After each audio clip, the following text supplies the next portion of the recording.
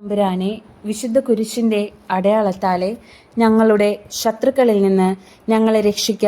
ഞങ്ങളുടെ തമ്പുരാനെ, പിതാവിൻ്റെയും പുത്രൻ്റെയും പരിശുദ്ധാത്മാവിൻ്റെയും നാമത്തിൽ ആമേൻ. ആദ്യം മുതൽ ഉണ്ടായിരുന്നതും ഞങ്ങൾ കേട്ടതും സ്വന്തം കണ്ണുകൊണ്ട് കണ്ടതും സൂക്ഷിച്ചു വീക്ഷിച്ചതും കൈകൊണ്ട് സ്പർശിച്ചതുമായ ജീവന്റെ വചനത്തെപ്പറ്റി ഞങ്ങൾ അറിയിക്കുന്നു. വിശുദ്ധ യോഹന്നാൻ എഴുതിയ 1-ാം ലേഖനം 1-ാം അധ്യായം 1-ാം തിരുവചനമാണ് നാം ഇപ്പോൾ വായിച്ചു കേട്ടത്.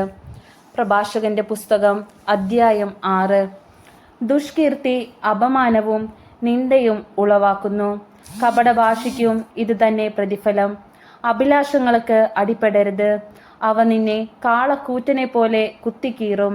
അവ നിന്റെ ഇലകൾ ഭക്ഷിക്കുകയും നിന്റെ ഫലങ്ങൾ നശിപ്പിക്കുകയും ചെയ്യും. നീ ഒരു ഉണക്ക മരമായി തീരും.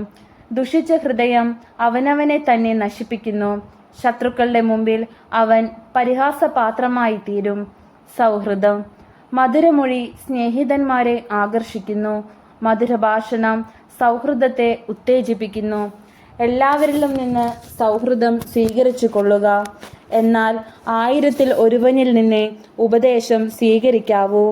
പരീക്ഷിച്ചറിഞ്ഞേ സ്നേഹിതനെ സ്വീകരിക്കാവൂ. വേഗം അവനെ വിശ്വസിക്കുകയുമരുത്. സൗകര്യം നോക്കി സൗഹൃദം നടിക്കുന്നവരുണ്ട്. കഷ്ടദിനത്തിൽ അവരെ കാണുകയില്ല. സ്നേഹിതൻ ശത്രുവായി മാറാം. കലഹം പരസ്യമാക്കി നിന്നെ അപമാനിച്ചേക്കാം. തീന്മേശക്കൂട്ടുകാരൻ കഷ്ടദിനത്തിൽ നിന്നോട് കൂടെ കാണുകയില്ല. ഐശ്വര്യത്തിൽ അവൻ നിന്നോട് ഒട്ടി നിൽക്കുകയും നിന്റെ ദാസന്മാരോട് സ്വതന്ത്രമായി ഇടപെടുകയും ചെയ്യും. നിന്റെ തകർച്ചയിൽ അവൻ നിനക്കെതിരെ തിരിയുകയും നിന്നെ ഒഴിഞ്ഞു നടക്കുകയും ചെയ്യും. ശത്രുക്കളിൽ നിന്ന് അകന്നിരിക്കുകയും സ്നേഹിതരോട് സൂക്ഷിച്ചു പെരുമാറുകയും ചെയ്യുക. വിശ്വസ്തനായ സ്നേഹിതൻ ബലിഷ്ഠമായ സങ്കേതമാണ്. അവനെ കണ്ടെത്തിയവൻ ഒരു നിധി നേടിയിരിക്കുന്നു. വിശ്വസ്ത സ്നേഹിതനെ പോലെ അമൂല്യമായി ഒന്നുമില്ല. അവന്റെ മാഹാത്മ്യം അളവറ്റതാണ്. വിശ്വസ്തനായ സ്നേഹിതൻ ജീവാമൃതമാണ്. കർത്താവിനെ ഭയപ്പെടുന്നവൻ അവനെ കണ്ടെത്തും. ദൈവഭക്തന്റെ സൗഹൃദം സുദൃഢമാണ്. അവന്റെ സ്നേഹിതനും അവനെ പോലെ തന്നെ. ജ്ഞാനത്തിന്റെ മാർഗം. മകനെ, ചെറുപ്പം മുതലേ ജ്ഞാനോപദേശം തേടുക. വാർദ്ധക്യത്തിലും നീ ജ്ഞാനം സമ്പാദിച്ചു കൊണ്ടിരിക്കും. ഉഴുതു വിതയ്ക്കുന്ന കർഷകനെ പോലെ അവളെ സമീപിക്കുകയും നല്ല വിളവിന് വേണ്ടി കാത്തിരിക്കുകയും ചെയ്യുക. എന്തെന്നാൽ അവളുടെ വയലിൽ അല്പനേരം അധ്വാനിച്ചാൽ വളരെ വേഗം വിഭവങ്ങൾ ആസ്വദിക്കാം. ശിക്ഷണം ലഭിക്കാത്തവന് അവൾ കർക്കശയാണ്. ബുദ്ധിഹീനന് അവളോട് കൂടെ വസിക്കുക അസാധ്യം. അവൾ അവന് ദുർവഹമായ കല്ല് പോലെയാണ്. അവൻ അവളെ വേഗം ഉപേക്ഷിക്കും. ജ്ഞാനം അവളുടെ പേര് സൂചിപ്പിക്കുന്നത് പോലെ ഏറെ പേർക്കും അപ്രാപ്യയാണ്. മകനെ, എൻ്റെ തീരുമാനം സ്വീകരിക്കുക. എൻ്റെ ഉപദേശം നിരാകരിക്കരുത്. നിന്റെ കാലുകൾ അവൾ ബന്ധിക്കട്ടെ. നിന്റെ കഴുത്ത് അവളുടെ ചങ്ങല അണിയട്ടെ. അവളുടെ നുകത്തിന് ചുമല് താഴ്ത്തുക. അവളുടെ കടിഞ്ഞാൻ കുടഞ്ഞെറിയരുത്. പൂർണ്ണ ഹൃദയത്തോടെ അവളെ സമീപിക്കുക. അവളുടെ മാർഗത്തിൽ തന്നെ സഞ്ചരിക്കാൻ സർവശക്തിയും പ്രയോഗിക്കുക. അന്വേഷിക്കുകയും തിരയുകയും ചെയ്യുക. അവൾ നിനക്ക് വെളിപ്പെടും. കണ്ടെത്തിക്കഴിഞ്ഞാൽ വിട്ടുകളയരുത്. ഒടുവിൽ അവൾ നിനക്ക് ശാന്തി പ്രദാനം ചെയ്യും. അവൾ നിനക്ക് ആനന്ദമായി പരിണമിക്കുകയും ചെയ്യും. അപ്പോൾ അവളുടെ ബന്ധനം നിനക്ക് സംരക്ഷണവും അവളുടെ ചങ്ങല നിനക്ക് അലങ്കാരവുമായിരിക്കും. അവളുടെ നുകം സ്വർണ്ണാഭരണവും കടിഞ്ഞാൻ നീലച്ചരടും ആകും. മഹത്വത്തിന്റെ നീലയങ്കി പോലെ നീ അവളെ ധരിക്കും. തിളങ്ങുന്ന കിരീടം പോലെ നീ അവളെ അണിയും. മകനെ, മനസ്സ് വെച്ചാൽ നിനക്ക് ജ്ഞാനിയാകാം. ഉത്സാഹിച്ചാൽ നിനക്ക് സമർത്ഥനാകാം. താല്പര്യപൂർവം ശ്രദ്ധിച്ചാൽ അറിവ് ലഭിക്കും. ഏകാഗ്രചിത്തൻ വിവേകിയാകും. മുതിർന്നവരുടെ ഇടയിൽ പക്വമതിയോട് ചേർന്ന് നിൽക്കുക. ദിവ്യഭാഷണം ശ്രവിക്കാൻ മനസ്സിരുത്തുക. ജ്ഞാനസൂക്തമൊന്നും വിട്ടുകളയരുത്. ജ്ഞാനിയായ ഒരുവനെ കണ്ടെത്തിയാൽ അവനെ സന്ദർശിക്കാൻ വൈകരുത്. നിന്റെ പാദങ്ങൾ അവന്റെ വാതിൽപ്പടി നിരന്തരം സ്പർശിക്കട്ടെ. കർത്താവിൻ്റെ നിയമങ്ങളെപ്പറ്റി ചിന്തിക്കുക. അവിടുത്തെ പ്രമാണങ്ങളെപ്പറ്റി സദാ ധ്യാനിക്കുക. അവിടുന്ന് തന്നെയാണ് നിനക്ക് ഉൾക്കാഴ്ച നൽകുന്നത്.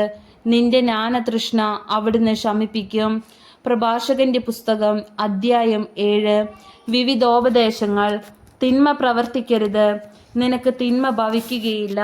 ദുഷ്ടതയിൽ നിന്ന് അകലുക, അത് നിന്നിൽ നിന്ന് അകന്നു പോകും. മകനെ, അനീതിയുടെ ഉഴവു ചാലുകളിൽ വിതയ്ക്കരുത്, 7 ഇരട്ടി നീ അതിൽ നിന്ന് കൊയ്യുകയില്ല. കർത്താവിനോട് ഉയർന്ന സ്ഥാനവും രാജാവിനോട് ബഹുമതിയും അപേക്ഷിക്കരുത്. കർത്താവിൻ്റെ മുമ്പിൽ നീതിമാനെന്നും രാജാവിൻ്റെ സന്നിധിയിൽ വിജ്ഞനെന്നും നടിക്കരുത്. അനീതി തുടച്ചു നീക്കാൻ കരുത്തില്ലെങ്കിൽ ന്യായാധിപനാകാൻ ശ്രമിക്കരുത്. ശക്തനെ നീ ഭയപ്പെടുകയും അങ്ങനെ നിന്റെ നീതിനിഷ്ഠ കളങ്കിതമാവുകയും ചെയ്യും. സമൂഹത്തെ നിന്ദിക്കരുത്, ജനങ്ങളുടെ മുമ്പാകെ നിനക്ക് അപകീർത്തി വരുത്തുകയും അരുത്. പാപം ആവർത്തിക്കരുത്, ആദ്യത്തേതുപോലും ശിക്ഷിക്കപ്പെടാതിരിക്കുകയില്ല. എൻ്റെ നിരവധിയായ കാഴ്ചകൾ അവിടുന്ന് പരിഗണിക്കും. ഞാൻ അർപ്പിക്കുന്നത് അത്യുന്നതനായ ദൈവം സ്വീകരിക്കും എന്ന് പറയരുത്. പ്രാർത്ഥനയിൽ മടുപ്പ് തോന്നരുത്, ദാനധർമ്മത്തിൽ വൈമുഖ്യം കാണിക്കരുത്. സന്തപ്ത ഹൃദയനെ പരിഹസിക്കരുത്. ഉയർത്തുകയും താഴ്ത്തുകയും ചെയ്യുന്ന ഒരുവനുണ്ട്. സഹോദരനെ ചതിക്കാൻ ശ്രമിക്കരുത്, സ്നേഹിതനോടും അങ്ങനെ തന്നെ. കള്ളം പറയരുത്, കളവ് പറയുന്ന ശീലം നന്മ വരുത്തുകയില്ല. മുതിർന്നവരുടെ മുമ്പിൽ പുലമ്പരുത്. പ്രാർത്ഥനയിൽ വാചാലത വേണ്ട. കഠിനാധ്വാനമോ വയലിലെ വേലയോ വെറുക്കരുത്, അത്യുന്നതൻ നിശ്ചയിച്ചതാണ് അത്. പാപികളുടെ ഗണത്തിൽ ചേരരുത്. ശിക്ഷ വിദൂരത്തല്ലെന്നോർക്കുക, അത്യന്തം വിനീതനാകുക.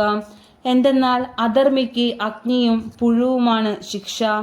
സ്നേഹിതനെ പണത്തിനു വേണ്ടിയോ സഹോദരനെ ഓഫീർ പൊന്നിനു വേണ്ടിയോ കൈമാറരുത്. നല്ലവളും വിവേകിനിയുമായ ഭാര്യയെ ഉപേക്ഷിക്കരുത്. എന്തെന്നാൽ അവളുടെ സ്വഭാവ വൈശിഷ്ട്യം സ്വർണത്തേക്കാൾ വിലയേറിയതാണ്.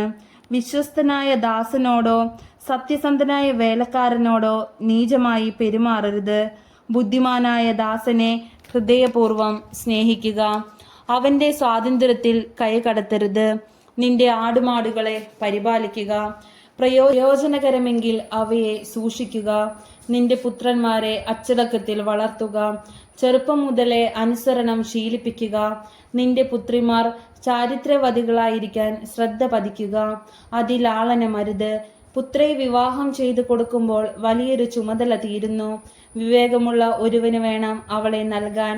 ഇഷ്ടപത്നിയെ ഉപേക്ഷിക്കരുത്, ഇഷ്ടമില്ലാത്ത ഭാര്യയെ വിശ്വസിക്കരുത്.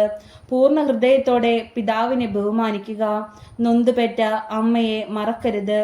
മാതാപിതാക്കന്മാരാണ് നിനക്ക് ജന്മം നൽകിയതെന്ന് ഓർക്കുക. നിനക്ക് അവരുടെ ദാനത്തിന് എന്ത് പ്രതിഫലം നൽകാൻ കഴിയും? പൂർണ്ണ ഹൃദയത്തോടെ കർത്താവിനെ ഭയപ്പെടുക, അവിടുത്തെ പുരോഹിതന്മാരെ ബഹുമാനിക്കുക. സർവശക്തിയോടും കൂടി സൃഷ്ടാവിനെ സ്നേഹിക്കുക, അവിടുത്തെ ശുശ്രൂഷകരെ പരിത്യജിക്കരുത്. കർത്താവിനെ ഭയപ്പെടുകയും പുരോഹിതനെ ബഹുമാനിക്കുകയും കൽപ്പന പ്രകാരമുള്ള വിഹിതം അവന് നൽകുകയും ചെയ്യുക.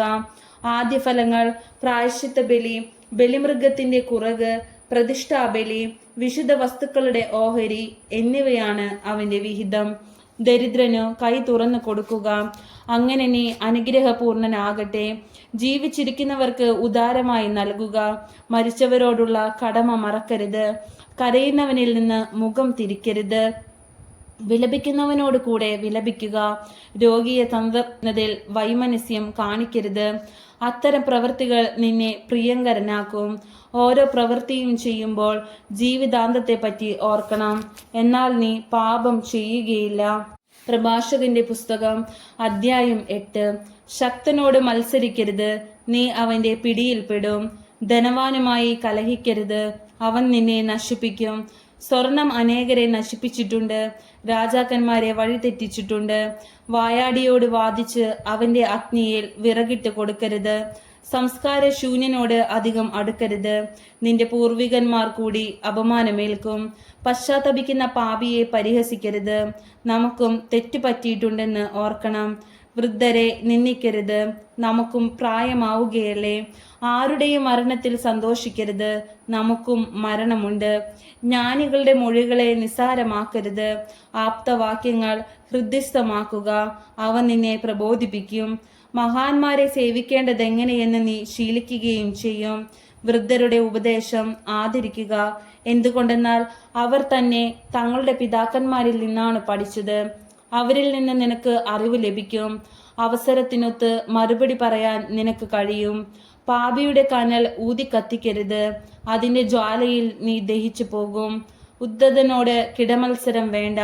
നിന്റെ വാക്കുകൾ കൊണ്ട് തന്നെ അവൻ നിനക്ക് കെണിയൊരുക്കും. നിന്നേക്കാൾ പ്രബലന് കടം കൊടുക്കരുത്, കൊടുത്താൽ പോയത് തന്നെ. കഴിവിനപ്പുറം ജാമ്യം നിൽക്കരുത്, നിന്നാൽ പണം കരുതിക്കൊള്ളുക. ന്യായാധിപനെതിരെ വ്യവഹരിക്കരുത്, വിധി അവന് അനുകൂലമായി വരൂ. വഴക്കാളിയോട് കൂടെ നടക്കരുത്, അവൻ നിനക്ക് ഭാരമായി തീരും. അവൻ തോന്നുംപടി നടന്ന് നിന്നെയും അപകടത്തിൽ ചാടിക്കും. ക്ഷിപ്രകോപിയോട് വഴക്കിന് നിൽക്കുകയോ അവനോടൊത്ത് വിജന പ്രദേശത്തു സഞ്ചരിക്കുകയോ അരുത്. രക്തം ചൊരിയാൻ അവന് മടിയില്ല. സഹായിക്കാൻ ആരുമില്ലെന്ന് കണ്ടാൽ അവൻ അടിച്ചു വീഴ്ത്തും. ഭോഷന്റെ ഉപദേശം തേടരുത്, അവന് രഹസ്യം സൂക്ഷിക്കാനാവില്ല. ഗോപ്യമായിരിക്കേണ്ടതൊന്നും അന്യർ കാണുകയെ ചെയ്യരുത്, അവൻ അത് എങ്ങനെ മുതലാക്കുമെന്ന് ആർക്കറിയാം. എല്ലാവരോടും എല്ലാം തുറന്നു പറയരുത്, അത് നിന്റെ സന്തോഷം കെടുത്തിയേക്കാം. പ്രഭാഷകന്റെ പുസ്തകം അധ്യായം 9. സ്ത്രീകളോടുള്ള സമീപനം. ഇഷ്ടപത്നിയോട് അസൂയ അരുത്, അവൾക്ക് നിന്നെ വഞ്ചിക്കാൻ തോന്നും. സ്ത്രീക്ക് വഴങ്ങരുത്, അവൾ നിന്റെ മേൽ ആധിപത്യം ഉറപ്പിക്കും. സ്വൈരിണിയെ സന്ദർശിക്കരുത്, നീ അവളുടെ വലയിൽ കുടുങ്ങും. അഴിഞ്ഞാട്ടക്കാരിയോട് അടുക്കരുത്, നീ അവളുടെ കുടുക്കിൽപ്പെടും. കന്യകയുടെ മേൽ കണ്ണു വെക്കരുത്, നീ കാലിടറി വീഴും. പരിഹാരം ചെയ്യേണ്ടിയും വരും. കൂലടയ്ക്ക് അടിമയാകരുത്, നിനക്കുള്ളതെല്ലാം നഷ്ടപ്പെടും. നഗരവീഥികളിൽ അങ്ങുമിങ്ങും നോക്കി നടക്കരുത്, ആളൊഴിഞ്ഞ കോണുകളിൽ അലയരുത്. രൂപവതിയിൽ കണ്ണു പതിയരുത്, മറ്റൊരുവന് സ്വന്തമായ സൗന്ദര്യത്തെ അഭിലേഷിക്കരുത്. സ്ത്രീ സൗന്ദര്യം അനേകരെ വഴിതെറ്റിച്ചിട്ടുണ്ട്. വികാരം അഗ്നി പോലെ ആളിക്കത്തുന്നു. അന്യന്റെ ഭാര്യയോടൊത്ത് ഭക്ഷണത്തിനിരിക്കരുത്, വീന് കുടിച്ച് മതിക്കുകയുമരുത്. നിന്റെ ഹൃദയം അവളിലേക്ക് ആകൃഷ്ടമാകും, നീ നാശത്തിലേക്ക് തെന്നി വീഴും. സുഹൃത ബന്ധം.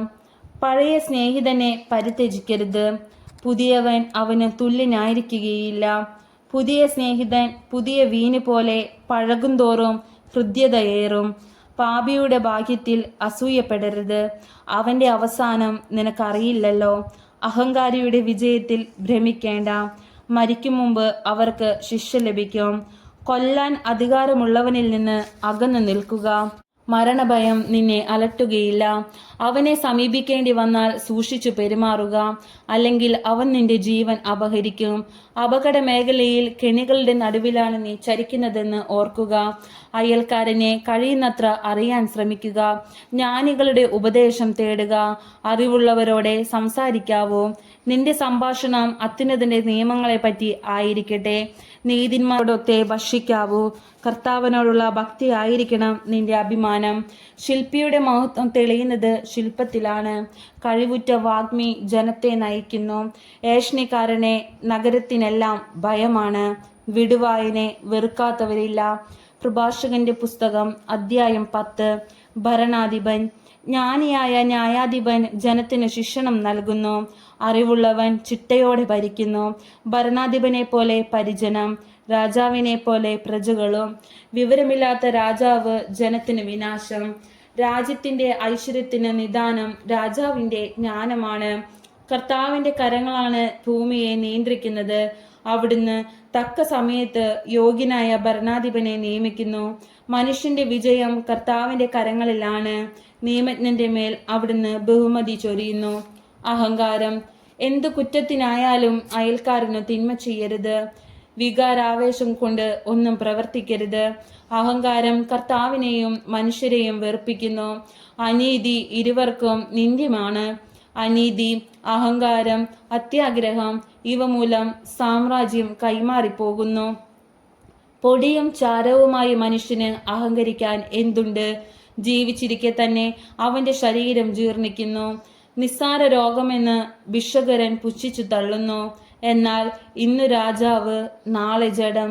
മരിച്ചു കഴിഞ്ഞാൽ പുഴുവിനും കൃമിക്കും വന്യമൃഗങ്ങൾക്കും അവകാശം. അഹങ്കാരം തുടങ്ങുമ്പോൾ കർത്താവിൽ നിന്ന് അകലുന്നു. ഹൃദയം അവന്റെ സൃഷ്ടാവിനെ പരിത്യജിച്ചിരിക്കുന്നു. അഹങ്കാരത്തോടൊപ്പം പാപവും മുളയെടുക്കുന്നു. അതിനോട് ഒട്ടി നിൽക്കുന്നവൻ മ്ലേച്ഛത വമിക്കും. അതിനാൽ കർത്താവ് അപൂർവമായ പീഡകൾ അയച്ച് അവനെ നിശേഷം നശിപ്പിക്കുന്നു. കർത്താവ് പ്രബലന്മാരെ സിംഹാസനത്തിൽ നിന്ന് താഴെയിറക്കി വിനീതരെ ഉയർത്തുന്നു. അവിടുന്ന് അഹംഭാവികളെ പിഴുതെറിഞ്ഞ് വിനീതരെ നട്ടുപിടിപ്പിക്കുന്നു. കർത്താവ് ജനതകളിലെ രാജ്യങ്ങൾ സമൂലം നശിപ്പിക്കുന്നു. അവിടുന്ന് അഹങ്കാരികളുടെ അടയാളം പോലും തുടച്ചു മാറ്റുന്നു. അവരുടെ സ്മരണ ഭൂമിയിൽ നിന്ന് മായ്ച്ചു കളയുന്നു. മനുഷ്യന്റെ അഹങ്കാരവും ക്രോധവും സൃഷ്ടാവിൽ നിന്നല്ല. ബഹുമാന്യൻ. ഏതു വർഗമാണ് ബഹുമാനത്തിനർഹം? മനുഷ്യവർഗം. ഏതു മനുഷ്യൻ കർത്താവിനോട് ഭക്തിയുള്ളവൻ? ഏതു വർഗമാണ് ബഹുമാനം അർഹിക്കാത്തത്? മനുഷ്യവർഗം തന്നെ. ഏതു മനുഷ്യൻ കർത്തൃകൽപ്പന ലംഘിക്കുന്നവൻ? സഹോദരർ തങ്ങളുടെ തലവനെ ബഹുമാനിക്കുന്നു. കർത്താവാകട്ടെ തൻ്റെ ഭക്തനെയും. ധനവാനും ഉത്കൃഷ്ടനും ദരിദ്രനും ഒന്നുപോലെ ദൈവഭക്തിയിൽ മഹത്വം ആർജിക്കട്ടെ.